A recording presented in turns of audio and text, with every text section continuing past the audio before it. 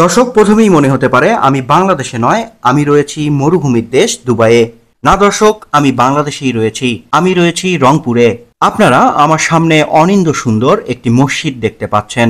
মসজিদটি নির্মাণ করা হয়েছে দুবাইয়ের মসজিদগুলোর ডিজাইন যেভাবে করা হয় ঠিক তেমনি সাদৃশ্যপূর্ণ একটি ডিজাইনে।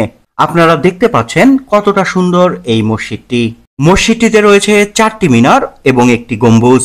দর্শক, এই অনিন্দ্য সুন্দর মসজিদটি অবস্থিত রংপুর জেলার পীরগঞ্জ উপজেলার চত্রাহাটে। প্রতিদিন অনেক মানুষ দূর দূরান্ত থেকে আসে এই মসজিদটি দেখতে। মসজিদটির সবচেয়ে সুন্দর অংশ 2 তলার গম্বুজের নিচের অংশটি। এই গ্লাস দিয়ে আবৃত গম্বুজের নিচে দাঁড়ালে দেখা যায় সুনীল আকাশ। এছাড়া 1 তলার অঙ্গসজ্জা শৈল্পিক এবং দৃষ্টিনন্দন। 1 তলার মূল ফটকে রয়েছে 2টি সদর দরজা, যার একটি দরজা দিয়ে শুক্রবারে মহিলা নামাজিগণ 2 তলায় যেয়ে নামাজ আদায় করেন, আর একটি দরজা দিয়ে প্রবেশ করেন পুরুষ নামাজিরা। মসজিদের সামনের অংশটি দৃষ্টিনন্দন, মনে হবে যেন দুবাইয়ের কোনো একটি মসজিদে অবস্থান করছি। এই মসজিদটির নাম আলতাবনগর জামে মসজিদ। মসজিদটি নির্মাণ করেছেন একজন দুবাই প্রবাসী শিল্পপতি, যিনি তার নিজ গ্রামের বাড়িতে এই মসজিদটি নির্মাণ করেছেন। দর্শক, তিনি মূলত এখানে একটি ইসলামিক সেন্টার নির্মাণ করেছেন। এই মসজিদটি শুধু নয়, এখানে একই সঙ্গে রয়েছে একটি মাদ্রাসা এবং কবরস্থান। মাদ্রাসায় রয়েছে ছাত্রছাত্রীদের আবাসিক থাকার ব্যবস্থা। গরিব অভাবী ছাত্রছাত্রীদের জন্য রয়েছে বিনামূল্যে পড়াশোনা এবং থাকার ব্যবস্থা।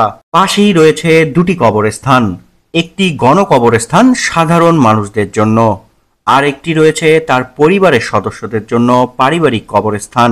পাশেই রয়েছে অসংখ্য গাছ, সেই গাছে শত শত পাখি, আর সারাদিন তাদের কিচিরমিচির ডাক, যেন এক স্বর্গীয় পরিবেশ এখানে বিদ্যমান।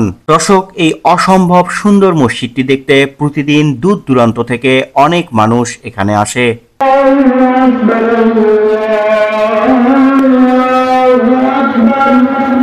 আল্লাহু আকবার, আল্লাহু আকবার, লা ইলাহা ইল্লাল্লাহ। এই মসজিদটির নাম আলতাবনগর জামে মসজিদ। দর্শক, এই অনিন্দ্য সুন্দর মসজিদটি অবস্থিত রংপুর জেলার পীরগঞ্জ উপজেলার চত্রাহাটে। মসজিদটি নির্মাণ করেছেন একজন দুবাই প্রবাসী শিল্পপতি, যিনি তার নিজ গ্রামের বাড়িতে এই মসজিদটি নির্মাণ করেছেন। দর্শক, তিনি মূলত এখানে একটি ইসলামিক সেন্টার নির্মাণ করেছেন। এই মসজিদটি শুধু নয়, এখানে একই সঙ্গে রয়েছে একটি মাদ্রাসা এবং কবরস্থান। প্রতিদিন অনেক মানুষ দূর দূরান্ত থেকে আসে এই মসজিদটি দেখতে।